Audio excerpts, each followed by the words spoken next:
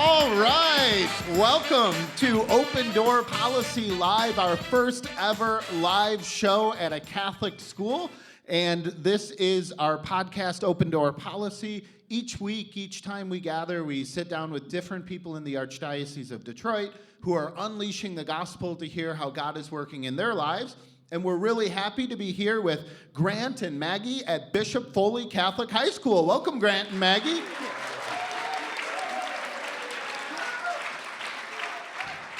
And as always, we have Danielle Center, the real star of Open Door Policy with us. Wow. Danielle, how's the Lord been working in your life? Super. God is so good. And thankfully, I was able to go to Mass this morning. So it's always just a huge grace to receive Jesus. What about you? Anything awesome? Yeah, what has been awesome, I was at a conference for youth ministry recently, and we played a real fun game called Family Feud about how different youth ministers interact and their concerns and their thoughts.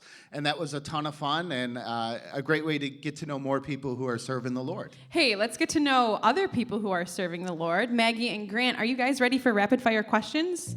Yes, I am. So rapid fire, like as quick as you can for these answers, all right? What would you say your superpower is? Freezing time. Grant, what do you remember most about church when you were a little kid? Communion. What's the last live performance you saw? I went to a Red Wings game. The Red Wings, all right. What scent, what smell calls back a memory for you? Mint. Mint. And last, if you could have 100 degrees and humid or 10 degrees below, which one would you have? 100 degrees. Nice. And for you, Maggie, do you remember the first concert that you ever went to? Yes, it was the Beach Boys. Nice. And what is the most beautiful church you have ever visited? The Basilica in Washington, D.C. Nice. And what item of clothing would someone be surprised to find in your closet? I have a dress covered in sparkly fringe. Get it. What class could you teach? I think I'd like to teach theology. Oh, because I really love learning about it. So. Yeah. What are you praying for these days? That my case of senioritis goes away. Hey, all right, that's that. Good work, guys. That's awesome. Rapid fire questions. So Maggie, I got to ask you about like the weather. Would you rather have it super hot and humid or 10 below? I'd rather have it 10 below because you can always put on more clothes. You can't take off more clothes. High five for the right answer, Maggie. Yeah. How many of you would rather have it hot? No. How many of you would rather have by it? By sound. How many of you would rather have it hot? And how many of you give the right answer of 10 below? I like the summertime myself. But and you said that you went to D.C. When was that? Was that recently? Well, the first time I went, I was in 8th grade, and that's when I was able to see the Basilica, and it was a really moving experience to go see the different chapels, like the little, and especially the Marian chapels. I thought that was really beautiful. Did you have a favorite one?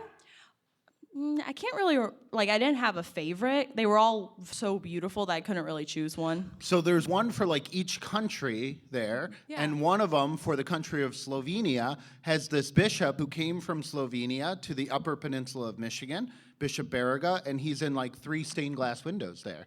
So if you're there next time, check out the Slovenian chapel to see Bishop Beriga. A little bit of homeboys. Yeah, I like it. A little bit of nerd factor there. I like it. Hey, why not? And Grant, where did you go to church when you were a kid? Our Lady Queen of Martyrs. Okay. So is that around here? Beverly Hills. Oh yeah, that's right. The Michigan Beverly Hills, not the California Beverly Hills. So you're local. And right now, what grade are you in? 10th grade. 10th grade. And you, Maggie? I'm a senior. Oh, that's right, because you said you were working with senioritis. It'd be bad if you had senioritis as a junior, right?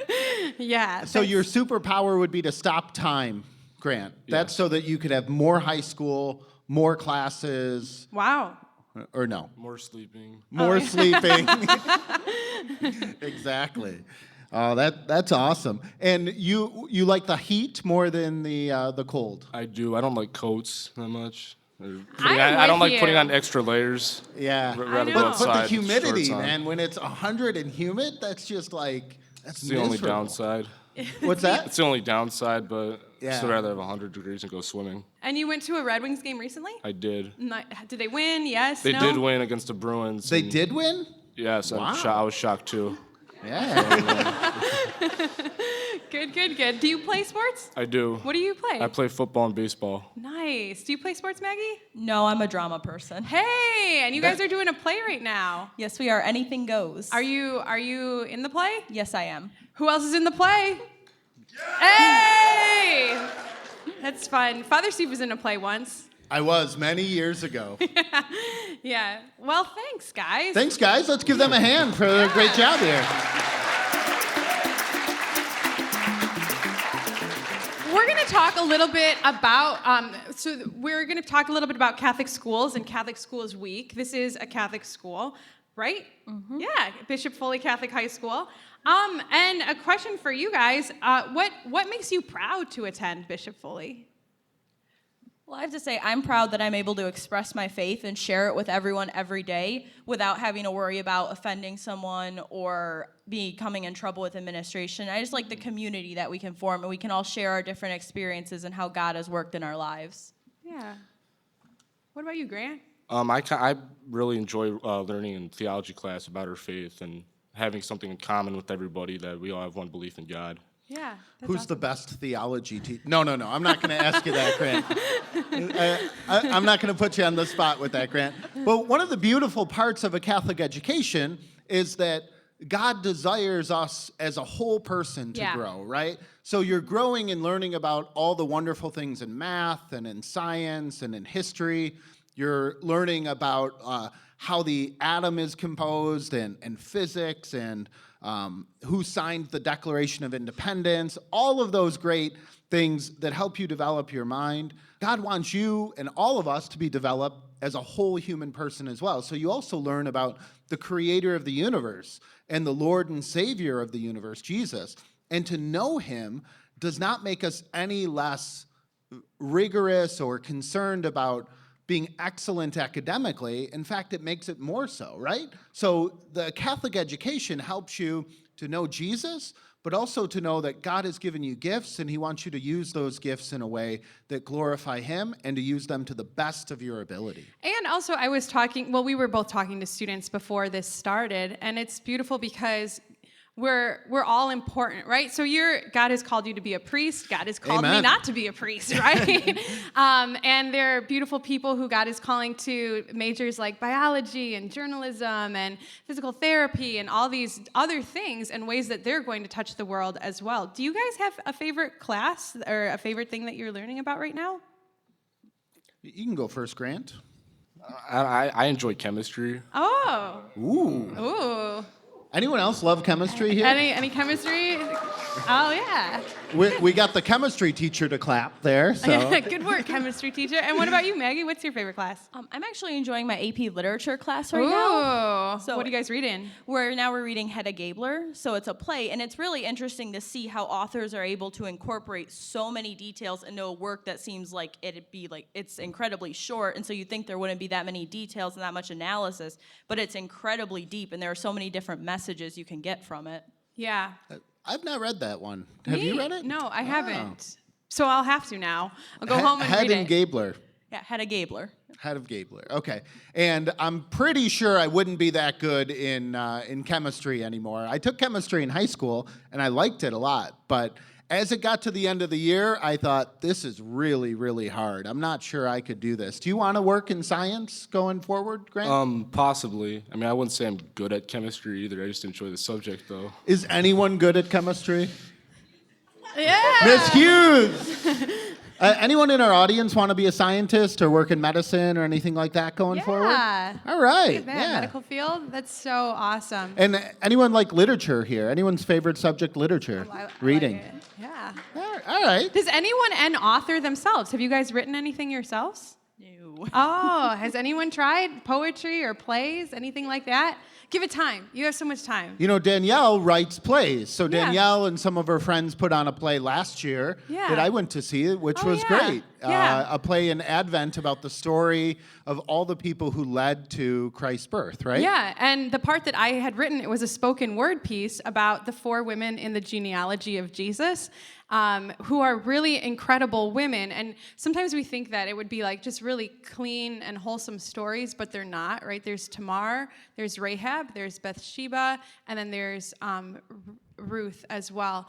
And many of them are not Israelites. And actually, Rahab, like this is biblical, so I can say this word, is a prostitute, and no one else wanted to be her of my friends, so that's who I was. But it was a great spoken word piece. It was good to have you. What are you in the play, Maggie? I play Mrs. Harcourt, so she's one of the principal lead's mothers. Ooh, that's fun. Yeah. I love a good play. Now I have to come. When is it showing? The first week in March. Oh, coming up. It's a lot of work to do that kind of thing. So a couple of the other questions we wanted to Yeah. ask you about. What's the coolest field trip you've been on here at Bishop Foley?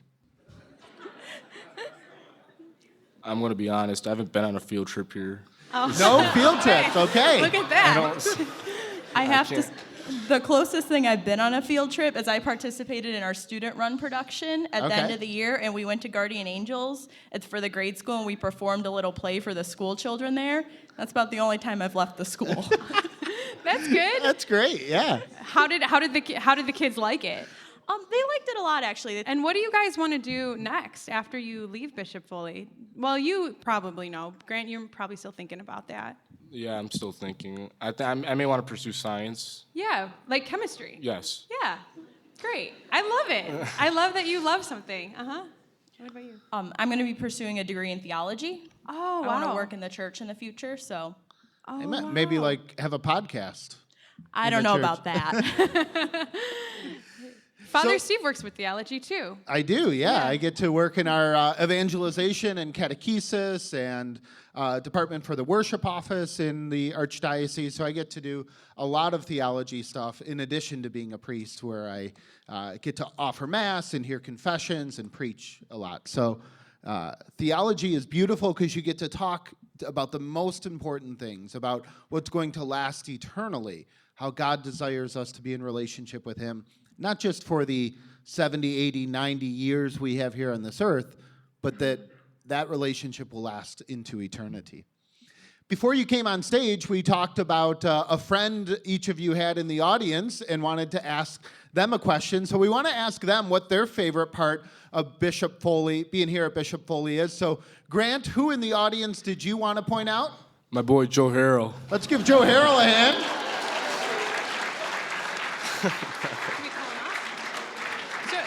So Joe, come on down here. And Maggie, who in the audience did you want to point out? Delaney Roos. So Delaney, come on down. So as they come down, we're going to ask Joe and Delaney what they love most about Bishop Foley Catholic High School, because we have, a few hundred students here, and so we want to get a couple of more perspectives about what is awesome about Bishop Foley High School. So Delaney, what grade are you in? I'm a senior. Delaney, you're a senior, and what is your favorite subject here? I think right now it's advanced anatomy. Advanced anatomy. We got some science lovers here at Bishop Foley. And tell me what you love most about Bishop Foley High School. I think it's a great community, just being here with all my friends, and it's a great place to come every day. That's great, including your friend Maggie, who pulled you Yeah. up on stage here, right? Yeah. That's awesome. Anything else you want to tell us about Bishop Foley or about your Catholic school here, your Catholic education, Delaney? I came from a grade school that was Catholic as well, so it's just kind of a continuation of that and the faith, and it's nice to be here. So And do you know what you want to do after high school? I want to pursue nursing. Nursing degree. Yep. All right. That's awesome. Let's give Delaney a hand for coming down here. Thanks.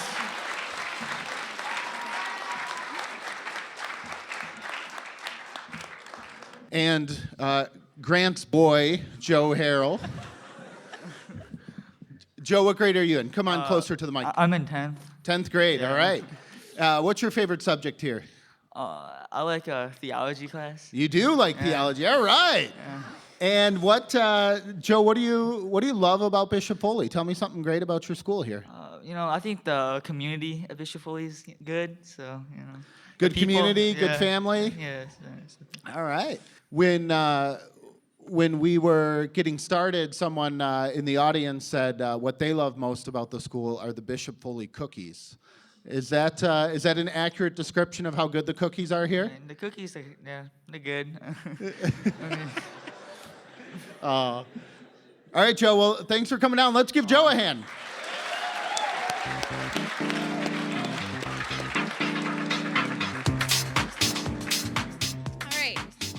Let's talk a little bit more maybe about our faith and our Catholic faith and that as well. Maybe a good question to start us out with are our favorite saints. Do you guys have a favorite saint? Mm-hmm. All right. Maggie, who's yours? So my favorite saint, St. Thomas Aquinas. Oh, wow. I love his writings, and my favorite thing is his quote as to why he didn't finish his last work of his Summa Catholic Theology, because he said that all of the writings he has done are just straw in comparison to what has been revealed to him. And I just think that that's an incredible faith to have, he's such a genius and to have so many great things attributed to you and yet still be in awe of the glory of God and what he can reveal to humanity. Oh, yeah. That's great. His feast day falls during Catholic Schools Week as well. So he's a great person for us in our Catholic schools to ask his intercession for. Thomas Aquinas, a brilliant, often called the angelic doctor of the church. And what about you, Grant? I'd say St. Nicholas. Oh, yeah. What's your favorite St. Nicholas fact? Well, I mean, the stocking story. Oh, okay. But I like Yeah. the lessons he taught about, like, giving is better than getting. Yeah. Tell us about the stocking story. I think a lot of us know, like, people put stockings, of course, at their chimney around Christmas, but St. Nicholas is the origin of that, right? That he would go down and help people. Yeah. Okay, I'm a little rusty, but they're like... the beauty of recording it live, right? So there were like three girls, and they were about to get married, but their father couldn't afford to pay their weddings, so they'd like to have to become prostitutes or something. So St. Nicholas would have to. So St. Nicholas came with money and bags of like gold or silver, and dropped it down a chimney, and coincidentally it landed in like the socks that were hanging by the fireplace. Yeah. You're not rusty at all. That's the story. Yeah, great work. Hey. Yeah. Yeah, Yeah, let's give him a hand. yeah, great job. Yeah, do you have a favorite saint? Do I have a favorite saint? My favorite saint is Maximilian Kolbe. Anyone heard of St. Maximilian Kolbe here? Us, yeah. St. Max. Yeah. He took his faith to the max. Oh, there is Oh, a. you like, all right. And there I is a thought that young was man good. named Max here too, right? Max is right there. Named All right, after St. front row Maximilian Kolbe. Yeah. So St. Maximilian Kolbe was a Polish friar who lived in Poland in the 1920s and 30s, and when the Nazis came to power in the 30s, he spoke out vehemently against them. He used the latest technology at his time to share the Catholic faith, and so he started a group of friars, like a monastery in Japan. He started this worldwide newsletter to share the beauty of how Mary is a powerful intercessor for us to know Jesus' love for the world. And when the Nazis came to power, he spoke out against them. He was arrested, sent to Auschwitz, the most depressing and saddest place in the world you can imagine, where people were treated just unspeakably horribly. Someone escaped from his bunkhouse, and as retribution, they took 10 men, and the Nazi commandant said, these 10 people will be starved to death in a bunker underground as punishment for one person escaping. The last man chosen broke down and cried and begged to be reprieved. He said, I have a wife and a family. And Maximilian Kolbe stepped forward, out of line, which no one did in these Nazi prison camps, and said, take me instead.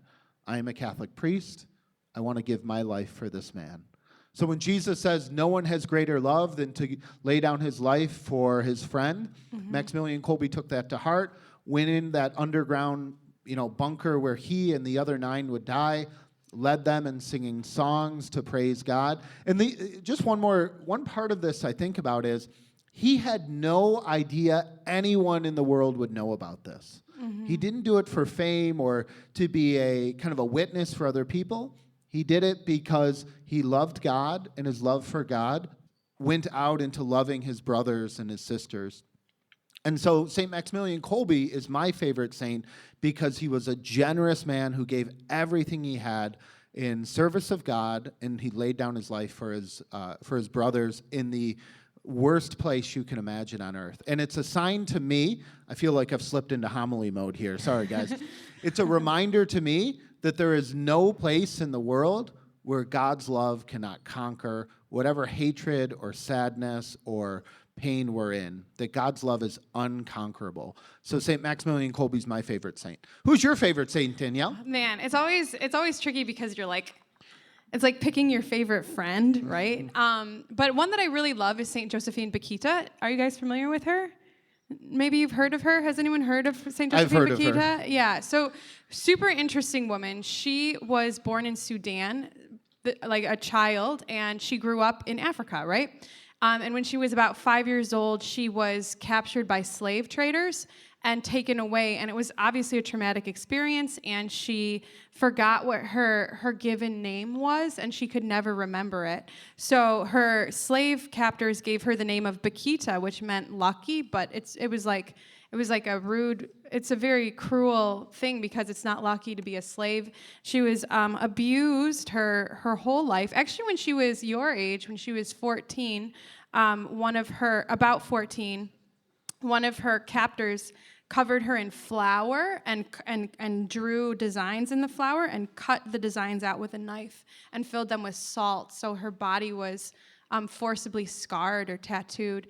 And so she, and then when she got older, she was like sold a few times. One of her captors was going on a trip, and he took her, his slave, and his daughters to a convent of religious sisters, and he was like, hey, please watch these women while I'm gone. And then when he came back, he was like, I'm here for these women. And they were like, we'll give you your daughters back, but we're not giving you this slave back. In fact, we're going to sue for her freedom.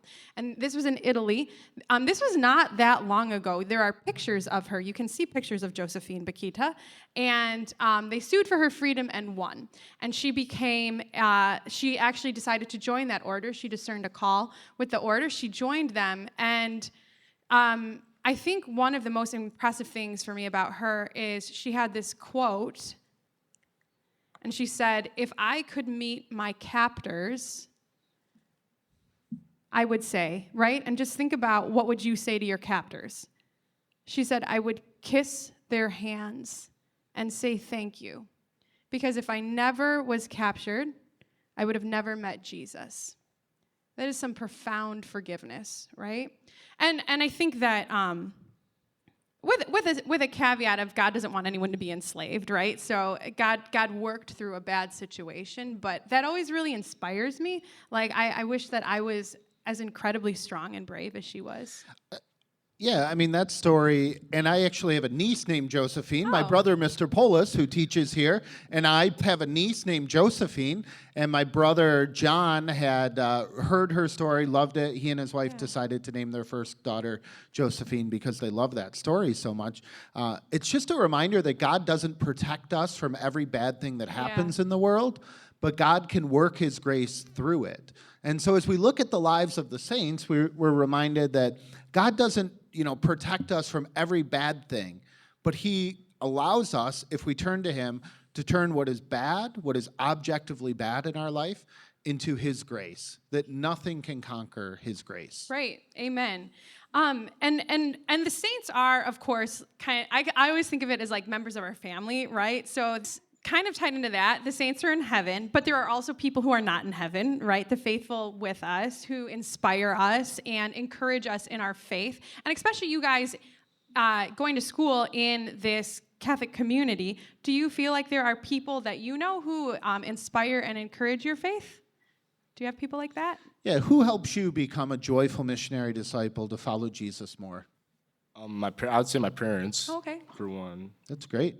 That's the primary role of parents, is to help their children to know Jesus and to grow into mature manhood or mature womanhood. Yeah, I have to say as well, my parents, but I've also been blessed to have this wonderful teachers here at Foley who have taught me how to express my faith in ways that I've never even thought of before, in different forms of prayer. And I've been very blessed to have a community of people around me who have inspired me to grow closer to God and to share my faith with others. That's awesome. Yeah. That's great. Before we wrap up, on Open Door Policy, Danielle and I always give our guests the chance to say one final thing. If they have a shout out they want to give, or a kind of reminder to someone, or a prayer, their favorite prayer, something like that. Do you guys have anything and you want to say? And this is bigger than just the school, right? Because Yeah. this will be broadcast to people, young people and older people. So what would you like to say or pray for them as they're going into their day, maybe facing hard things? To keep going and never give up. Yeah. Great. Let's say to remember there's always someone looking out for you and always someone praying for you. Even if you don't know it at that point, there's always someone is thinking about you, who's praying for you. Awesome. Amen. Hey, let's give them another round of applause here on Open Door Policy. Yeah. Well, thank you to Grant and to Maggie, and thank you to Bishop Foley Catholic High School for letting us do this special Catholic Schools Week edition of Open Door Policy. You can hear all of the episodes of Open Door Policy on iTunes and all the places where you get your podcast to listen to. And you can hear the great work that God is doing to unleash the gospel, to unleash our Catholic schools, and to build up joyful missionary disciples here in the Archdiocese of Detroit. Thank you, Bishop Foley, for letting us be here.